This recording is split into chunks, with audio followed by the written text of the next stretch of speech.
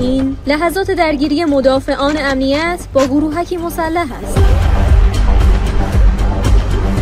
دست بسته در مخفیگاهشان به دام افتادند. از شناسایی شدن تا هلاک شدنشان زیاد طول نکشید.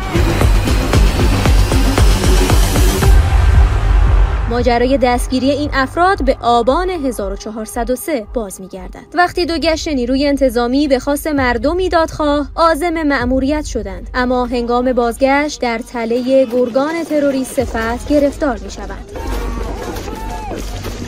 گوهرکوه لحظات غمگین غرورانگیزی در این جاده می‌بینیم.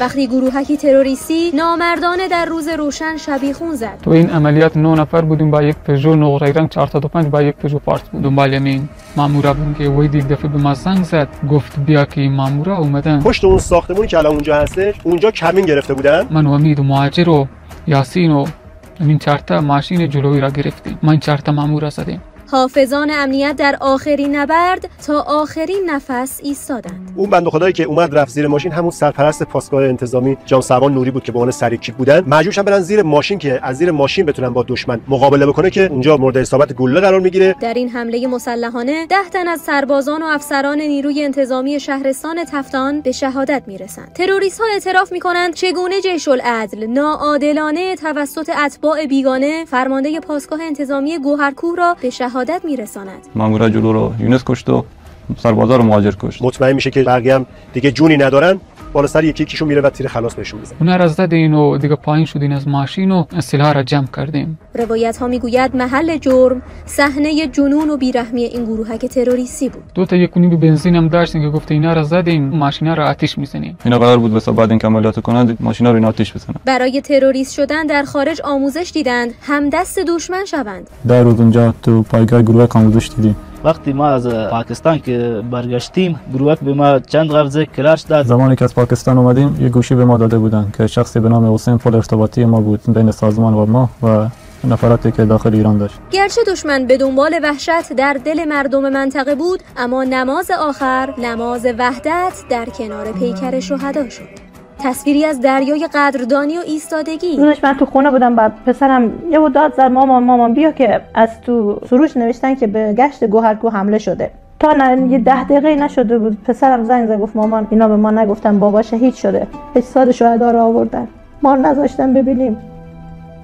گفتن شهیدات در بعضی نیستن که خانواده هاشون بخواد شهدا رو ببینن، چون به بهترین شکل ممکن به دست گروهک منافق جیش الظلم به شهادت رسیدن. حافظان امنیت که برای آرامش کشور از دیدار خانواده کم می‌کردند، حالا در وداع آخرشان خانواده از دیدن رویشان محروم شد. ما چهره شهیدمون رو ندیدیم تا روزی که تو قبر گذاشتن چهرهشو بهمون نشون ندادن.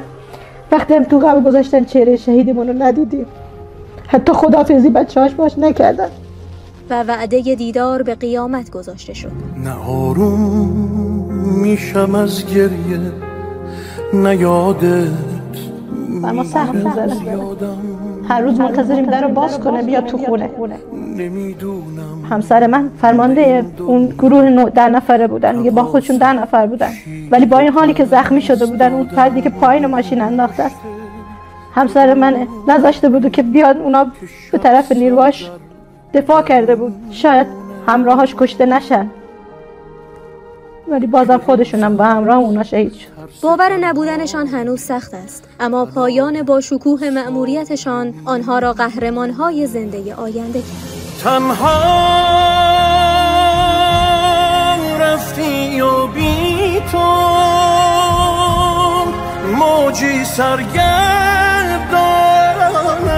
تاریخ نشان داده سیره شهدا سبک زندگی برای نسل جدید شده، الگویی برای این سن که به دشمن میگوید گرگ‌ها خوب بدانند در این ایل غریب گر پدر نیست تفنگ پدری هست هنوز. تعرض به نیروهای نظامی، تعرض به نیروهای امنیتی یک جنایت هست، یک خیانت نابخشودنی هست. گروهک‌هایی که گمان می‌کردند بعد از حمله تروریستی جان سالم به در میبرند، اما مدافعان امنیت با کمک اطلاعاتی که مردم دادند مزدوران جیش الظلم را زیر تیغ عدالت هلاک کردند.